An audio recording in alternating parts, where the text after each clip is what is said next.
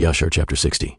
And when the year came round, being the 72nd year from Yashar going down to Mitzrayim, after the death of Yosef, Sepho the son of Eliphaz the son of Esu fled from Mitzrayim, he and his men, and they went away. And he came to Africa, which is Dinhaba, to Anjas king of Africa, and Anjas received them with great honor, and he made Sepho the captain of his host. And Sepho found favor in the sight of Anjas, and in the sight of his people, and Sepho was captain of the host to Anjas king of Africa for many days. And Sepho enticed Anjas king of Africa to collect all his army to go and fight with the Mitzrayim, and with the sons of Yaakov, and to avenge of them the cause of his brethren. But Anjas would not listen to Sepho to do this thing, for Anjas knew the strength of the sons of Yaakov, and what they had done to his army in their warfare with the children of Esu. And Sepho was in those days very great in the sight of Anjas, and in the sight of all his people, and he continually enticed them to make war against Mitzrayim, but they would not. And it came to pass in those days there was in the land of Kittim a man in the city of Puzimna, whose name was Uzu, and he became degenerately deified by the children of Kittim, and the man died and had no son, only one daughter whose name was Jania. And the damsel was exceedingly beautiful, comely and intelligent, there was none seen like unto her for beauty and wisdom throughout the land. And the people of Anjas king of Africa saw her, and they came and praised her unto him. And Anjas sent to the children of Kittim, and he requested to take her unto himself for a woman, and the people of Kittim consented to give her unto him for a woman.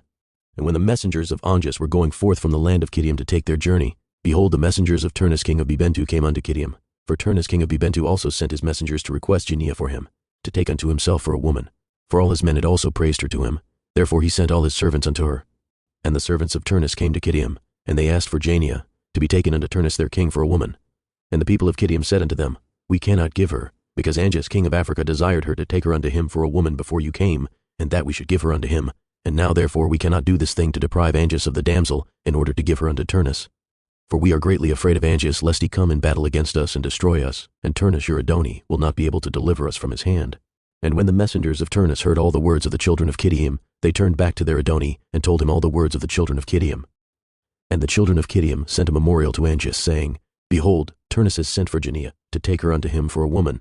And thus have we answered him, and we heard that he has collected his whole army to go to war against you, and he intends to pass by the road of Sardunia to fight against your brother Lucas, and after that he will come to fight against you.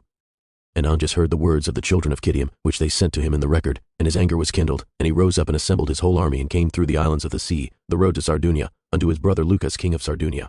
And Niblos the son of Lucas heard that his uncle Anjas was coming, and he went out to meet him with a heavy army, and he kissed him and embraced him. And Niblos said unto Anjas, When you ask my father after his welfare, when I shall go with you to fight with Turnus, ask of him to make me captain of his host. And Anjas did so, and he came unto his brother, and his brother came to meet him, and he asked him after his welfare. And Anjas asked his brother Lucas after his welfare, and to make his son Niblos captain of his host, and Lucas did so. And Anjas and his brother Lucas rose up, and they went toward Turnus to battle, and there was with them a great army and a heavy people.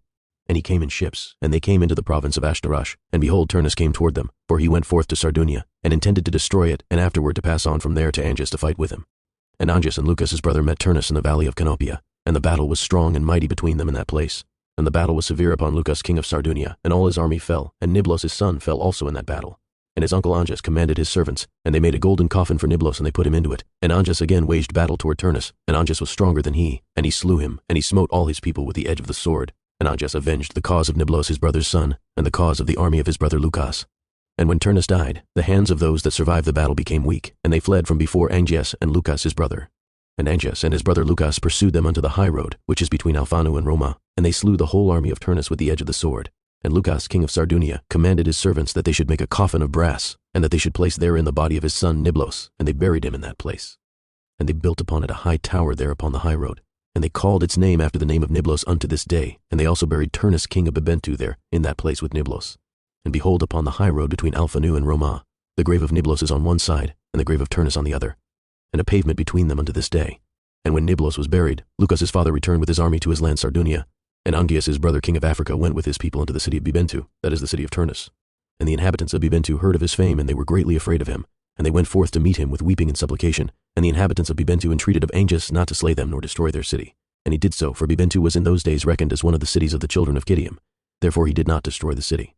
But from that day forward the troops of the king of Africa would go to Kittim to spoil and plunder it, and whenever they went, Sepho the captain of the host of Angias would go with them. And it was after this that Anjas turned with his army, and they came to the city of Puzimna. And Anjas took thence Jania the daughter of Uzu for a woman, and brought her unto his city unto Africa.